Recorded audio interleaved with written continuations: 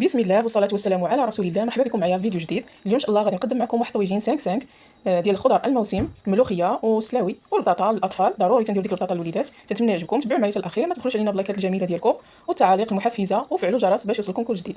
هنا تناخذوا الطويجين ديالنا، تنديروا فوق البطاطي سخون، تنديروا قليل من الزيت، وتنديروا الدجاج ديالنا باش يتقلى لينا مزيان. كل ما قلينا الدجاج الطاجين تيجي بنين في الاخير. هنا تنحتاج 2 بصلات، بطاطا على حسب الناس اللي عندك. وهنا السلاوي، درت واحد 2 سلاويات صغار. هنا الملوخيه غسلتها وحيت لها داك الرويس ديالها، شويه قزبور ومعدنوس والثومه. اول حاجه غادي نصاوبوا هذيك الشرموله اللي غادي نديرو فوق الخضر. انا تنستعمل المهراز، تعجبني الطياب ديالو، تيجي بنين. يمكن لك تقطعيه هاد ربيع رقيق الا ما عندكش مهراز. تندير عليه الثومه. هاد الطريقه هذه تتعطي واحد البنه رائعه جدا. الثومه مع الربيع تيكونوا مدقوقين، تيطلقوا واحد البنه خطيره جدا. صافي حتى ما تبقاش تبان الثومه.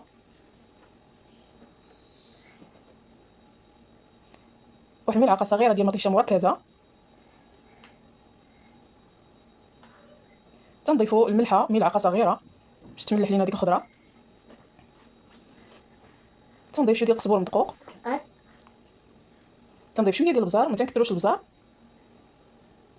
وتنضيف شويه سكينجبير، شويه خرقوم بلدي، وشويه ديال التحميره. تنضيف تقريبا 2 معالق كبار ديال زيت الزيتون وكاس ديال الماء. هذه هي الشرموله ديالنا اللي غنديرو من الفوق ديال الخضره. صافي هاد كويس ديال الماء باش يطيب الطاجين. راكم عارفين الطين ما تيبغيش الماء بزاف. هنا داك الدجاج ديالنا راه تقلى مزيان. هنا ملي تقلي الدجاج، ملي تجي تاكل الطاجين بحال الدجاج عندك محمر، تعطي واحد البنه خطيره. غير جربوا هاد الطريقه هذه، قليو اللحم قبل ما ديروا الخضره، تجي بنينه جدا وتلقى ديك البنه ديالو. صافي هنا تنقطع ديك البصله ديالي شرائح وتنديرها هي الاولى باش تلق لينا داك الماء وما يلصق ليناش الدجاج من التحت. هنا ضروري غنهز الدجاج نديرو من فوق البصله باش ما يلصقش لينا. راه سخون. ومن تحت الطاجين طبعا حنا درنا واحد الحديده باش تهز عليه شويه سخونيه. الا ما درتيش شي حديده راه تيطلق لك مع الوقت. ضروري تديري شي حاجه ديال الحديد باش تطاكي عليه العافيه مجهده. صافي هنا غادي نشد الخضر ديالي وغادي نستفها في طويجين. هنا بغيتي تضيفي شي خضر اخرى، يمكن لك ديري الخضر اللي تتعشقي انت ووليداتك. الوليدات تيبغيو البطاطا، وانا زدت انا البطاطا. وما طويجين اصلا خصو يكون فيه غير السلاوي والملوخيه تيجي زوين، ولكن الوليدات تيبغيو البطاطا، ضروري تديري لهم البطاطا. وغادي نستفها ديك السلاوي. الوقيته ديال السلاوي هذه يمكن لكم تستعملوه في بزاف ديال الاطباق، ماشي غير في الطاجين. وغادي نستف عاوتاني الملوخيه ديالي اللي قطعت ليها داك الراس ديالها بوحدو. حاول ما تجدريش ليها باش ما تطلقلكش هذوك السباوات، وتتغسليها مزيان من الغبره. صافي هذا هو الطريقه ديال التقطاع ديالها باش تبقى صاينه وما تطلقش هذيك الخيوطه ديالها بزاف، تطيب تجي زوينه. اما الا حيتي لها داك التحتاني ديالها تطلق لك هذيك السباوات كاع الطاجين ديالك تيعمر بهم.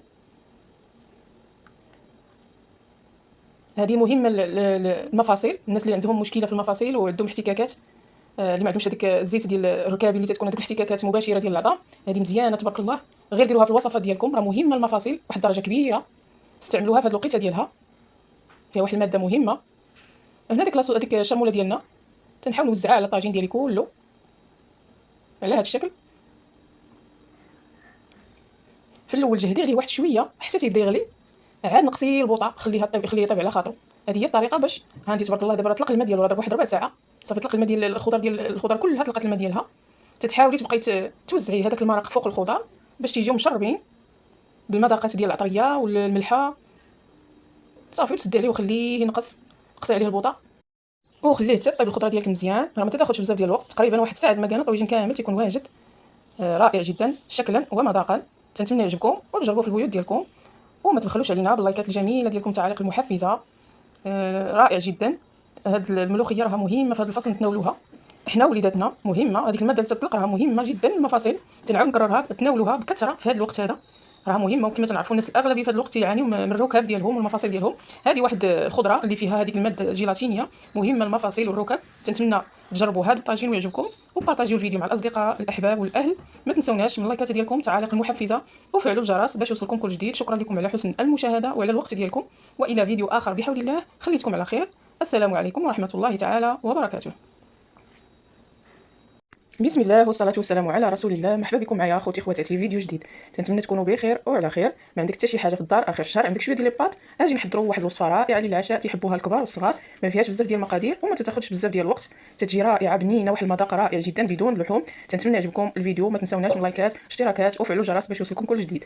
كما تشوفي معايا هنا تنحتاج اي نوع عندك ديال لي بات. انا عندي نص كيلو هنا، واحد الفلفله، جوج مطيشات، واحد البصيله وثلاثه دريوس ديال الثومه. اول حاجه تاخذي هذوك لي بات اي نوع، يمكن تاخذي ديك مجعبه طويله، اي نوع عندك متوفر. هنا راه ما درتش انا نص كيلو كامل، تقريبا واحد الثلث نقصتو.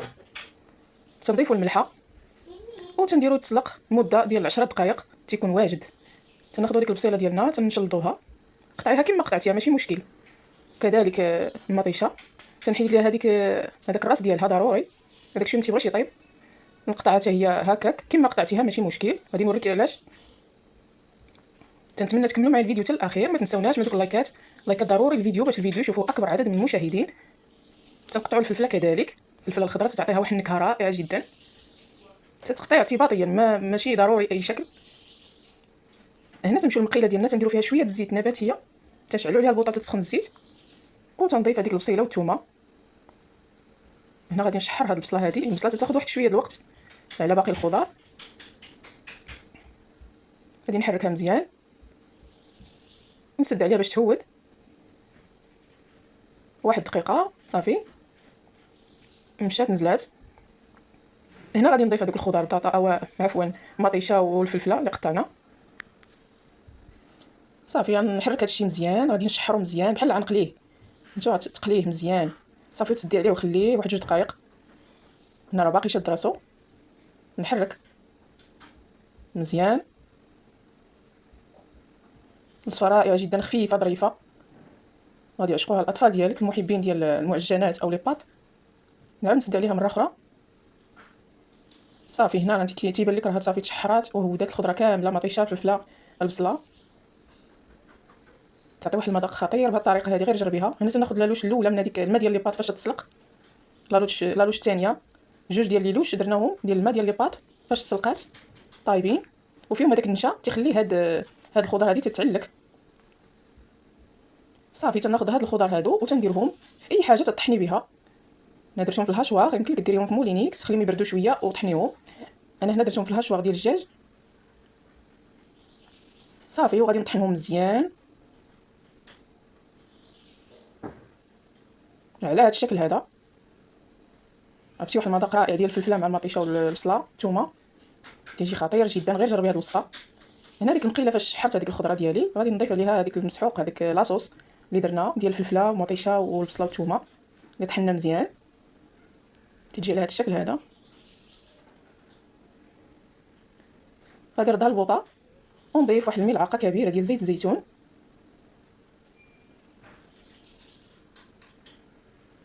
تعطي واحد النكهه زوينه، وشويه ديال الملحه. لي بات ديالنا راه حنا درنا فيهم الملحه، درنا واحد شويه ديال الابزار، راس معلقه، معلقه ديال التحميره ما عمراش، شويه ديال القزبر مدقوق، وشويه ديال السكينجبير. ما كثرناش العطريه بزاف، بغيناها تجينا بالمذاق ديال الخضر. حرك هادشي مزيان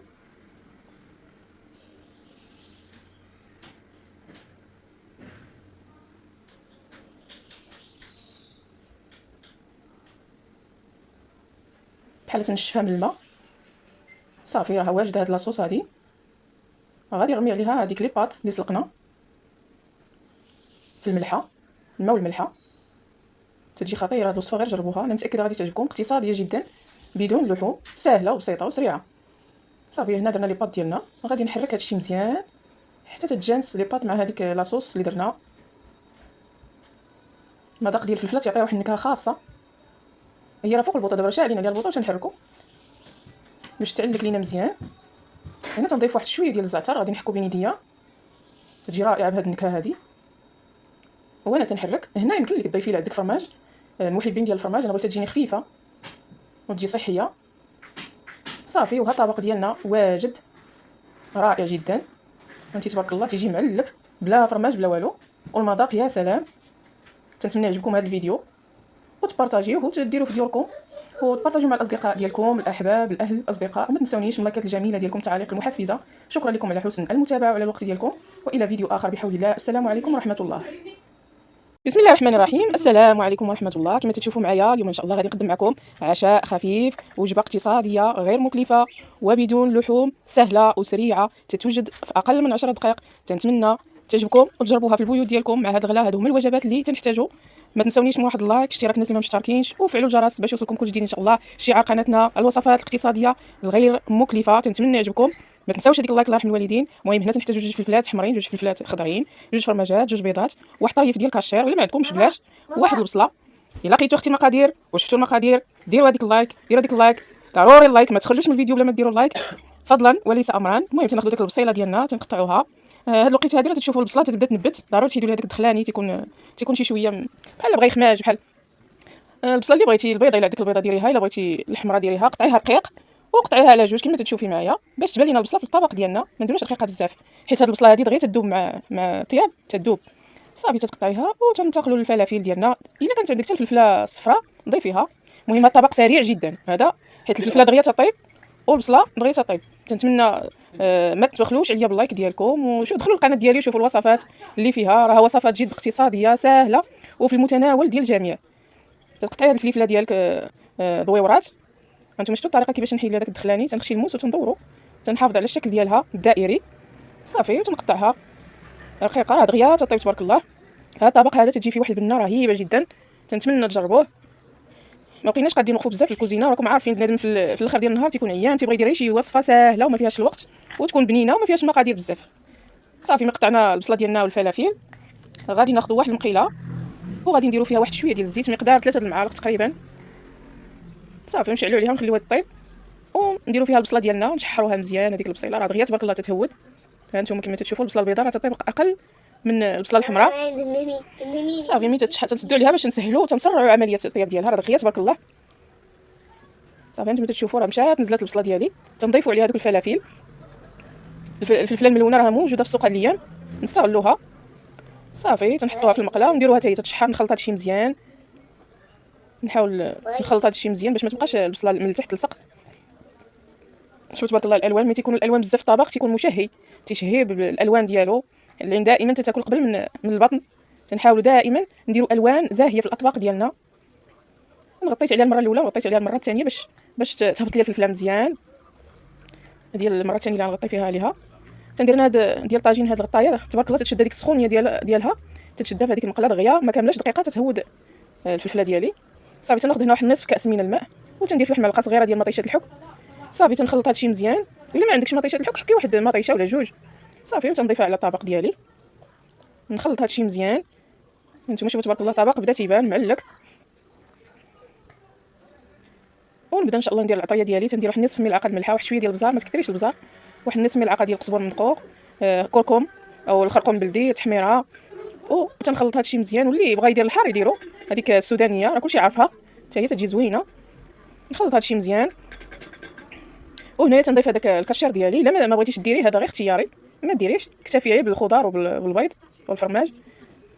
تواجد عندي انا الكاشير ضفتو في هذا الطبق.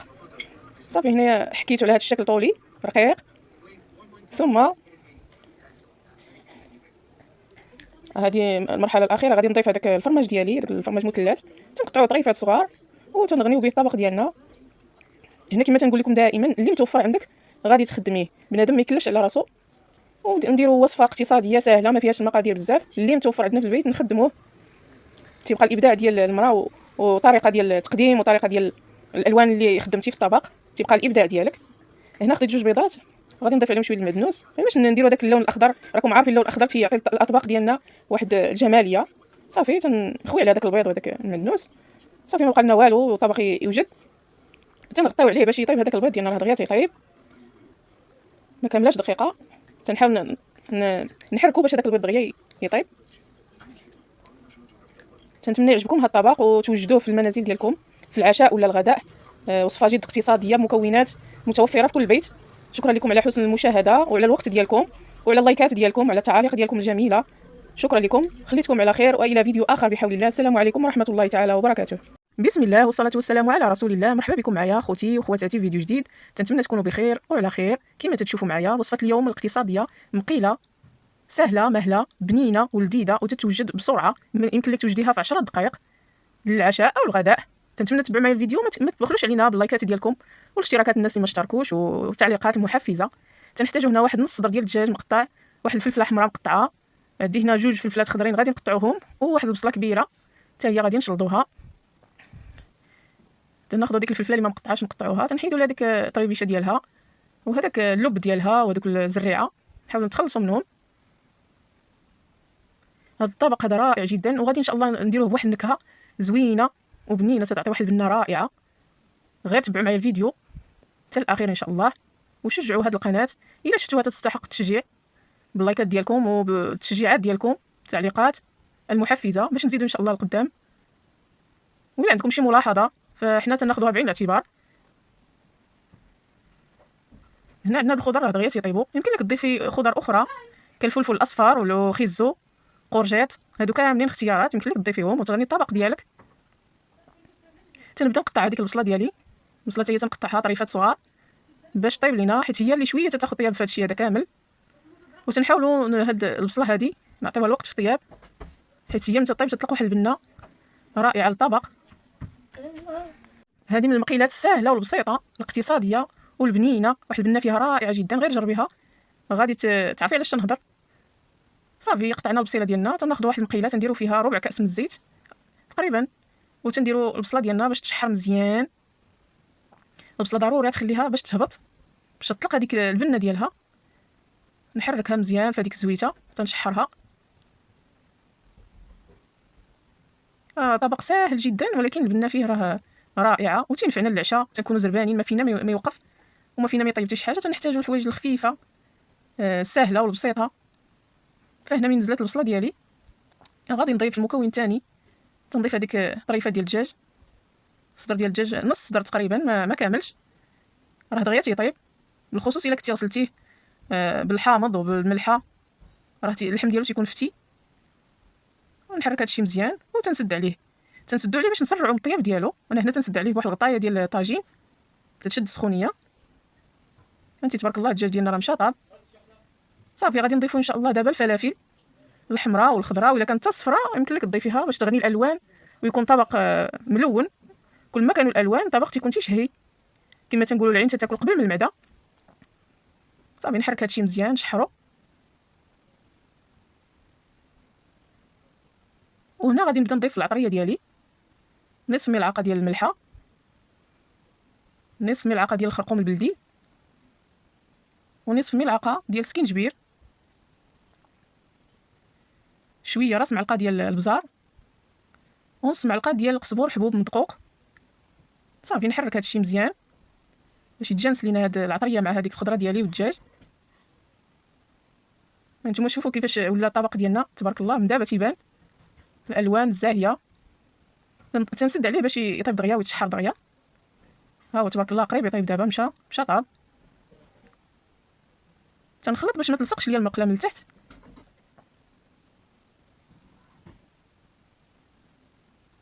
هنا تنضيف واحد الملعقه كبيره ديال مركز طماطم، تنحركها في واحد كاس الا ربع ديال الماء، نحركها مزيان ونضيفها على هاد الخضر ديالي اللي تشحرات.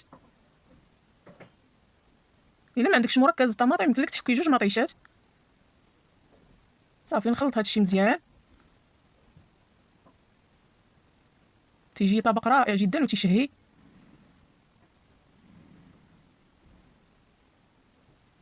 نسد عليه واحد شويه باش ينشف لينا من الماء، باش المرقه ديالنا توقف بحال هذا الشكل هذا. هانتي تبارك الله شوف كيفاش دايره معلكه، المريقه واقفه. الخضر ديالنا طلقوا الماء ديالهم والماء نشف من المقله.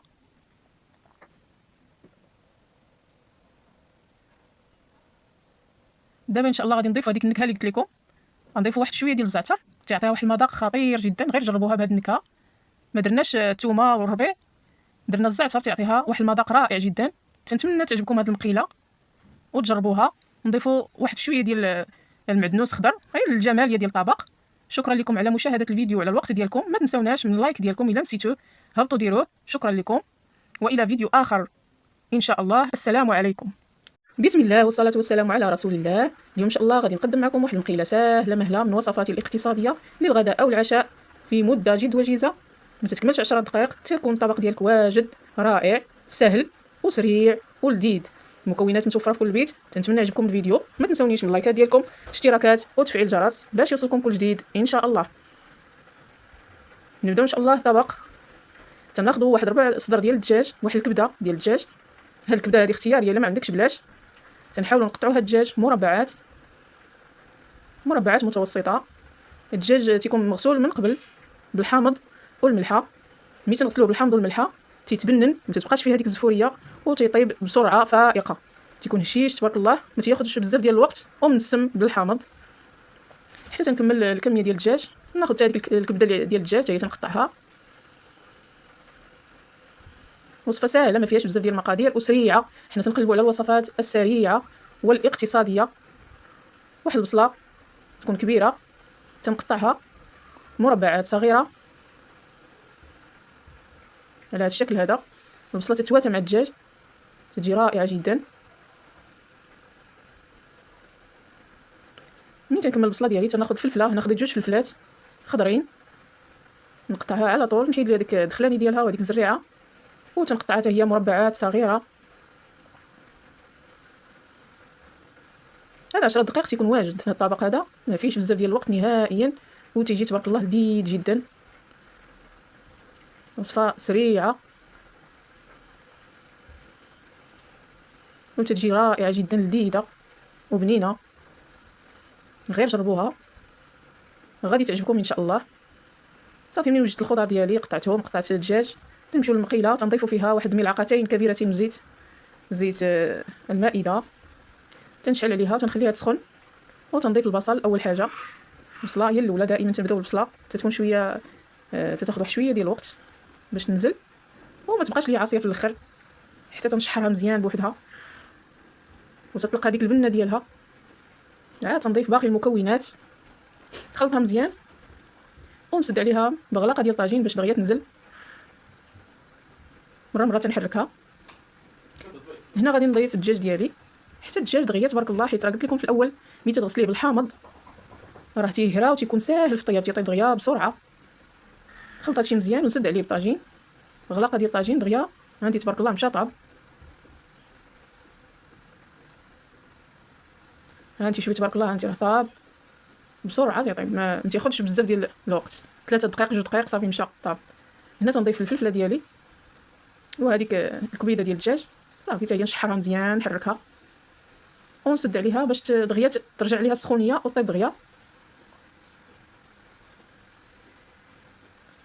تنحرك صافي تبارك الله المكونات كلها راه تشحرات مزيان.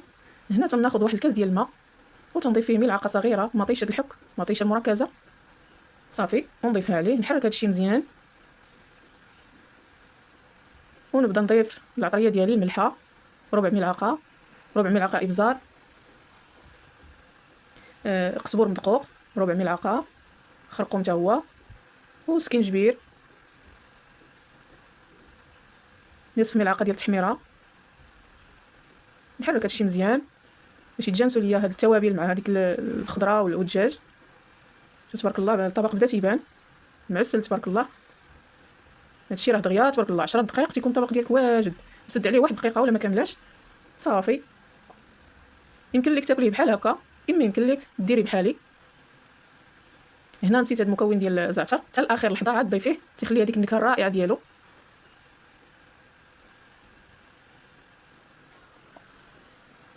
هنا انا ضفت 2 بيضات، ضفت عليهم واحد شويه ديال الملحه. بغيتي ديري البيض ديري، ما بغيتيش بلاش، راه حتى الطبق راه زوين بلا بيض. غير هنا ضفنا البيض، تيبغيوه الاطفال وليداتي تيبغيو البيض، ضفت لهم 2 بيضات. تهرسي هذوك 2 بيضات وتخلطيهم وتضيفيهم على هذا الطبق، تيضيفوا ليه واحد منظر جميل جدا ومذاق رائع. صافي تبارك الله غادي نسدو عليه واحد شويه باش يطيب لنا البيض. وهذا الطبق ديالنا واجد بالصحه والراحه. تنتمنى اختي ما تنساونيش من ديك اللايك فضلا وليس امرا، وشي تعليق محفز واشتراك الناس اللي ما مشتركينش، وفعلوا الجرس باش يوصلكم كل جديد ان شاء الله. طبق رائع جدا سهل وسريع، مكونات جد بسيطه. شوفوا تبارك الله كيفاش خرج. تنضيف عليه واحد دقيقه ديال الكمون، رائع جدا شكلا ومذاقا. شكرا لكم على حسن المتابعة، وإلى فيديو آخر بحول الله. السلام عليكم ورحمة الله تعالى وبركاته. السلام عليكم خوتي خواتاتي. عندكم في الثلاجة جوج دنجالات وجوج بطاطات وواحد قرعة بيضة وجوج فرماجات. يلا معايا إن شاء الله غادي نقدم معكم واحد الوصفة اقتصادية سهلة وبسيطة سريعة وتتشبع تبارك الله. ما فيهاش اللحوم، غير بهذا الخضار غادي نوجدوا واحد الطبق شهي جدا سريع واقتصادي. نتمنى تتبعوا معايا الفيديو حتى الاخير، ما تبخلوش عليا باللايكات ديالكم، التعليقات المحفزه والاشتراكات الناس اللي ما مشتركينش باش يوصلكم كل جديد ان شاء الله. نبداو ان شاء الله الوصفه. تناخذوا هاد البطاطا ديالنا تنقشروها مزيان، نحيدوا ليها الجلده ديالها. هنا عندك اختي الاختيارات، اللي عندك خضر اخرى يمكن لك توظفيها في هذا الطبق باش تغني الالوان ديالك. الا عندك فلفله، الا عندك اي حاجه في الثلاجه يمكن لك تخدميها. هذا الطبق هذا طبق سهل سريع وبسيط ولكن لذيذ جدا. صافي تنقطعوا البطاطا ديالنا، تنقطعها مربعات صغيره. البطاطا هنا هي اللي تاخذ واحد شويه ديال الطياب، حاولي ترقيها شويه. والدنجال ديالنا راه تيطيب بسرعه، قطعوه مربعات هو. والقرجيطه ديالنا حتى هي تنقطعوها مربعات.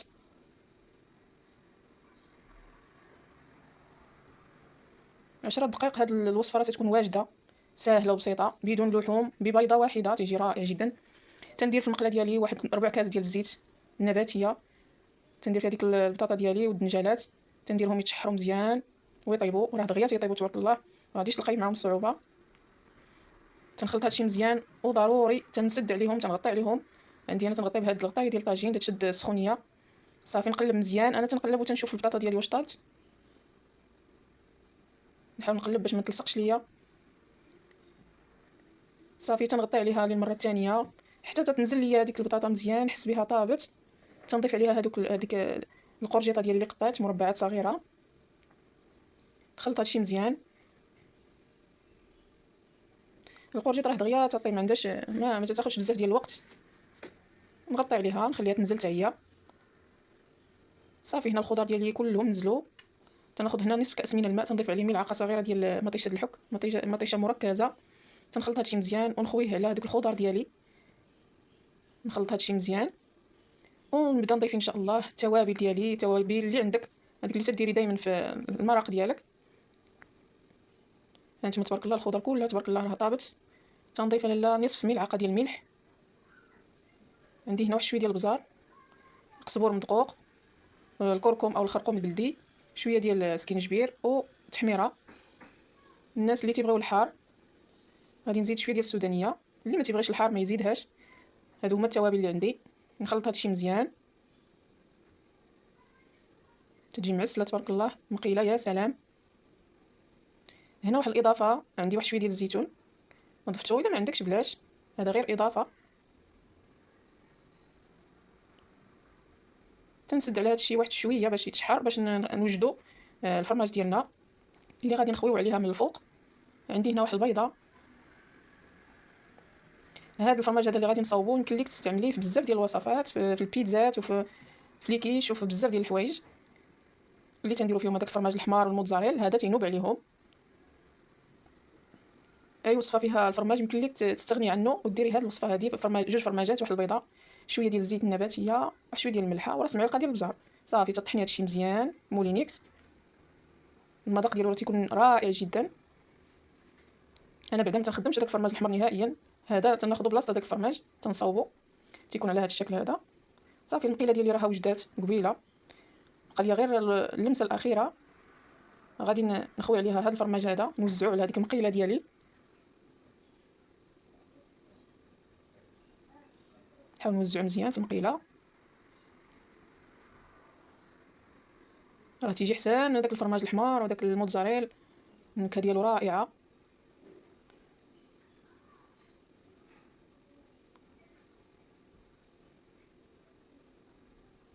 تنحيد هذوك البقايا ديال الفرماج. صافي تتسدي عليه واحد شويه بالطاجين او بشي غطايه، راه دغيا تيطيب. دابا هذا الفرماج هذا دغيا تيطيب، غير ترجع ليه السخونيه غادي يشد راسو. صافي هاد الطبق ديالنا واجد. تنضيفوا عليه شويه ديال الالوان، شويه ديال الخضوريه ديال المعدنوس، وهاد الطبق ديالي واجد لذيذ وجميل في المنظر، ساهل وسريع للعشاء او الغداء. تنتمنى يعجبكم هاد الطبق وتوجدوه في ديوركم، وما تبخلوش عليا باللايك. الناس اللي نساو اللايك الله يرحم الوالدين نزلوا ديروها، اللايكات مهمه جدا باش الفيديو يوصل لبزاف ديال الناس ويستافدوا من الوصفه. دابا تنقلبوا على السهل، مبقيناش غادي نوقفوا في الكوزينه. هنا تنضيف واحد اللمسه ديال الكمون. الناس اللي تيبغوا الكمون تجي رائعه. وها هو تبارك الله الطبق ديالنا بالصحه والراحه. تنتمنى يعجبكم. شكرا لكم على مشاهده الفيديو وعلى الوقت ديالكم. تنتمنى لكم كل خير ان شاء الله. خليتكم على خير. السلام عليكم ورحمه الله تعالى وبركاته.